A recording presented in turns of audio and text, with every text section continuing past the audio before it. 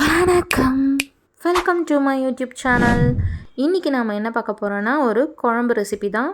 வெண்டைக்காய் காரக்குழம்பு ரொம்ப டேஸ்ட்டாக அருமையாக இருக்கும்.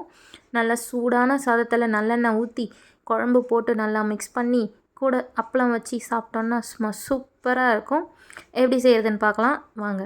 அதுக்கு ஒரு கடாயில் ஒரு ஸ்பூன் நல்லெண்ணெய், இந்த குழம்புக்கெல்லாம் நல்லெண்ணெய் ஊற்றினா தான் நல்லா டேஸ்ட்டாக இருக்கும். கூடவே ஒரு ஸ்பூன் கடுகு, 1/4 டீஸ்பூன் வெந்தயம், கொஞ்சோண்டு பெருங்காயத்தூள், இதெல்லாம் சேர்த்து நல்லா வறுபட்டதுக்கப்புறம் 1/4 கிலோ வெண்டைக்காவை நல்லா வாஷ் பண்ணிவிட்டு இந்த மாதிரி நறுக்கி வச்சுருக்கேன், அதையும் சேர்த்துக்கலாம். இதை சேர்த்துட்டு நல்லா வதக்கி விட்டுக்கோங்க. கூடவே வெண்டைக்காய் வதங்கிறதுக்காக கொஞ்சோண்டு சால்ட்டு சேர்த்துக்கோங்க.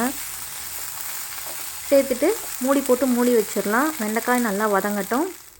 இந்த மாதிரி வெண்டைக்காய் வதங்கி வரணும். பாருங்கள், நல்லா சூப்பராக வதங்கிடுச்சு.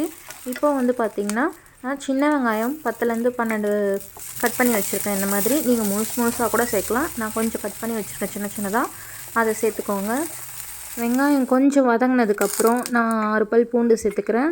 சேர்த்துட்டு நல்லா வதக்கி விட்டுக்கோங்க. பூண்டும் லைட்டாக வதங்கினதுக்கப்புறம் ஒரு சின்ன சைஸ் தக்காளியை குட்டி குட்டியாக சாப் பண்ணி வச்சுருக்கேன், அதையும் சேர்த்துடலாம். இப்போது தக்காளியும் நல்லா வதங்கி வரட்டும்.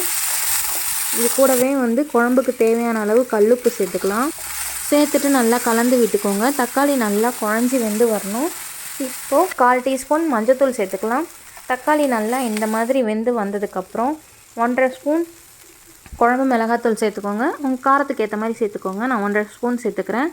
இது கூடவே 2 ஸ்பூன் மல்லித்தூள், அதையும் சேர்த்துக்கலாம். அடுப்பை நல்லா சிம்மில் வச்சுட்டு கலந்து விட்டுக்கோங்க, இல்லைனா சட்டுன்னு தீஞ்சு போயிடும். இந்த மாதிரி ரஃப்பாக கொஞ்சம் கலந்து விட்டுக்கோங்க. நான் ஒரு சின்ன நெல்லிக்காய் சைஸ் புளியை ஒரு 1/4 மணி நேரத்துக்கு முன்னாடி ஊற வச்சு வச்சுருக்கேன். அந்த தண்ணியை இப்போ நம்ம சேர்த்துடலாம். இந்தளவு புளியை ஊற வச்சு வச்சுருக்கேன். இதை நம்ம கரைச்சி இப்போ சேர்த்துடலாம். இது கூடவே ஒரு 3/4 டம்ளர் இல்லை 1/2 டம்ளர் தண்ணி ஊற்றிக்கோங்க. குழம்புக்கு தேவையான அளவு தண்ணி ஊற்றிட்டு நல்லா கலந்து விட்டுக்கோங்க. அடுப்பு மீடியம் ஃப்ளேம்லேயே இருக்கட்டும். இது கொஞ்சம் கொதித்து வரட்டும். இப்போது இந்த டைமில் நம்ம இந்த அளவுக்கு வெல்லம் சேர்த்துக்கலாம். நீங்கள் விருப்பப்பட்டால் சர்க்கரை கூட சேர்த்துக்கலாம். ஒரு ஸ்வீட்னஸ்க்காக சூப்பராக இருக்கும் அப்போ தான் குழம்பு. இப்போ மூடி போட்டு மூடி வச்சுருங்க. அடுப்பு மீடியம் ஃப்ளேம்லேயே இருக்கட்டும். குழம்பு நல்லா கொதித்து நல்லா எண்ணெய் பிரிஞ்சு வரணும். பாருங்கள், இப்போ நமக்கு குழம்பு சூப்பராக ரெடி ஆகிடுச்சு. நல்லா ஒரு திக் கன்சிஸ்டன்சியில் இருக்கும். அவ்வளோதான், நம்மளோட காரக்குழம்பு சூப்பராக ரெடி ஆகிடுச்சு. ட்ரை பண்ணி பாருங்கள், செம்மையாக இருக்கும், செம்ம டேஸ்ட்டாக இருக்கும். This video is sponsored by BuyMoTi shopping application. BuyMoTi shopping application is one of the online shopping app. இந்த ஆப் பார்த்திங்கன்னா நம்மளோட ப்ளே ஸ்டோர்லேயும் ஆப் ஸ்டோர்லேயும் அவைலபிளாக இருக்குது. நான் டிஸ்கிரிப்ஷனில் இதோட லிங்க் கொடுத்துருக்கேன். இன்ஸ்டால் பண்ணி யூஸ் பண்ணி பாருங்கள். ரொம்ப யூஸ்ஃபுல்லான ஒரு ஆப்பு. கிராசரிஸ்லாம் வாங்குறதுக்கு ரொம்பவே யூஸ்ஃபுல்லாக இருக்கும்.